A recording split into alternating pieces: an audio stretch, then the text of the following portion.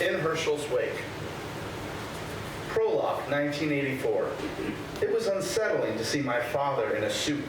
His beard was unusually kempt and trimmed, his bouncy Jufro, surprisingly tame and adorned with a white silk yarmulke, bobby-pinned a little off-center. He was wearing a loud, wide 1970s necktie, no longer remotely in style now that it was 1984. He opened his face into his big, dopey grin, his yellow smoker's teeth glowing in the dim light of the synagogue antechamber where I stood waiting by myself. "Hey, kiddo." "Look at you," I whispered, all dressed up. My freshly tightened braces caused my words to slur a bit. He nodded and gave an amused shrug as he looked around. "I feel like I'm in the other team's locker room." He wiggled his shoulders in an exaggerated shudder. We could hear the rabbi talking to the congregation on the other side of the curtain beside us. "You still have time to change your mind, you know. Jilt God at the altar and keep your integrity." "You had a bar mitzvah," I shot back. "You survived." He rocked his head back and forth. "Perhaps." I am kind of nervous, I confessed. "I'll be glad when the reading is over." He put his hand on my shoulder. "Relax, have fun. Remember, religion, nothing more than a human construct. Plus, from here on out, you get to make your own rules." I smiled back at him, not really following. He continued, "That's at least a little consolation for, being a man now." He winked and then looked around to ensure we were alone, and he slipped a small, fat envelope into my hand. "And of course, this'll help too." I looked down and spread the top of the envelope open with my thumb and finger, and inside there were 3 chubby marijuana joints. They smelled glorious. "Happy birthday, buddy." I grinned, covering for the guilt of holding the contraband right there in the synagogue. He turned to leave. "Don't, just keep it from your sister."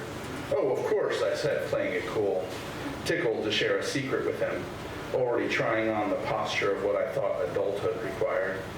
He nodded and headed back out, disappearing just as the cantor appeared, waving at me to step onto the stage. "Come on, it's time." I stuffed the envelope into my inside suit pocket, took a breath, and tried to... They're coming for me.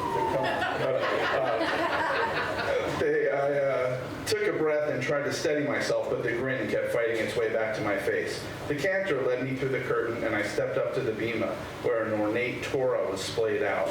We had rehearsed all of this, but still I started to sweat.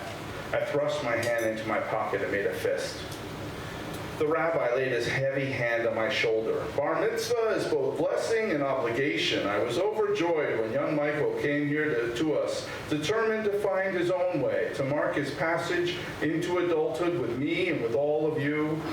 I looked down at the audience and my friends, all sitting politely and patiently, at my 18-year-old sister Anais, with her over-earnest, over-encouraging smile, and at my mom beside her in the front row, gritting her teeth with anxiety on my behalf, and probably focused most on how her rich, successful brother and his perfect family were judging our Ungapachka attempt to pretend we were normal. My mom was ambivalent about her Judaism. As a toddler during the Holocaust, safely growing up in Queens, she remained blissfully unaware of the horrors being committed, least of all her own family's connection to it.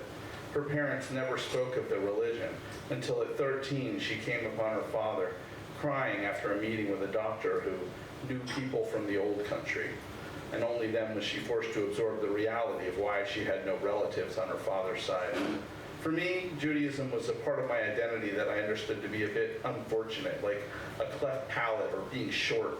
Something that made me different, but that I could compensate for with wit or mathematical acumen. I didn't know anything about bar mitzvahs until my friends started having these elaborate parties and getting showered with gifts and savings bonds. Best of all, a bar mitzvah was an excuse to invite all the girls from school to a party where I would be the center of attention. I wanted in. Dad slipped into the sanctuary through a side door and managed to trip over and knock down a stack of collapsed folding chairs lined up along the side aisle, creating a cascading eruption of noise and garnering the attention of everyone in the room.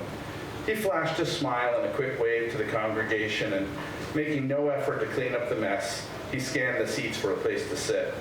The rabbi continued, trying to overcome the distraction. "And so it's quite fortuitous that today's passage is one about self-determination above all things. and about duty to oneself, to one's family, and to God. He nodded grandly at me, a cue for me to begin. But I just stood there frozen. He moved his hand from my shoulder to the small of my back and forcibly pulled me forward a step. "Begin whenever you're ready," he grunted. I watched my dad make his way to a seat in the third row, forcing a few of my classmates to get up to let him pass.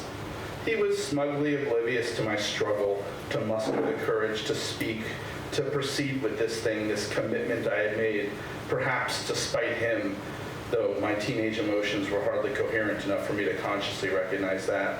And he finally sat down, of all places, right next to my Goy crush, Marianne O'Malley. I cleared my throat and began my memorized Hebrew. The rabbi stuffed a yod in my hand and then, with his hand on top of mine, roughly dragged the pointer along the hand-drawn glyphs on the scroll. As I spoke, he unconsciously mouthed the reading along with me, occasionally vocalizing that plosive sound that's so common in Hebrew.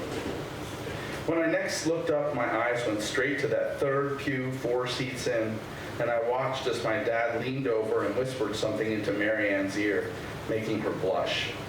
She covered her face with her hand and she tried to stifle a laugh. I darted my eyes back down to the scroll and then closed them as I struggled through the last few stanzas. God, please make him die, I thought.